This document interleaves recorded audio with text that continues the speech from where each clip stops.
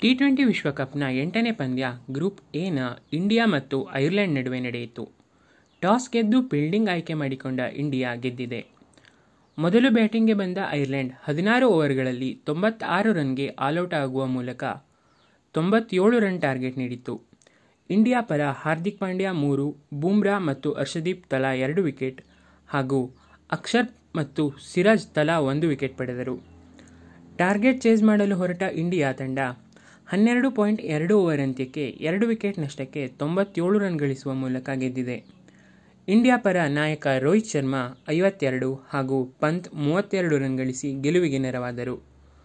ಪಂದ್ಯದಲ್ಲಿ 3 over bowl ಮಾಡಿ 6 ರನ್ಗೆ 2 wicket ಪಡೆದ ಇಂಡಿಯಾ ಬೌಲರ್ ಬೂಮ್ರಾ ಅವರು ಪಂದ್ಯಶ್ರೇಷ್ಠ ಪ್ರಶಸ್ತಿಗೆ ಭಾಜನರಾದರು. ಇಲ್ಲಿಗೆ ಈ ವಿಡಿಯೋ ಮುಗಿಸ್ತಾ ಇದ್ದೀನಿ. ಮುಂದಿನ ವಿಡಿಯೋದಲ್ಲಿ ಮತ್ತೆ ಸಿಗೋಣ. ವಿಡಿಯೋ ಇಷ್ಟ ಆದರೆ ಲೈಕ್ ಮಾಡಿ, ಶೇರ್ ಮಾಡಿ, ಚಾನಲ್ಗೆ ಸಬ್ಸ್ಕ್ರೈಬ್ ಆಗೋದು ಮಾತ್ರ ಮರಿಬೇಡಿ. Thanks for watching.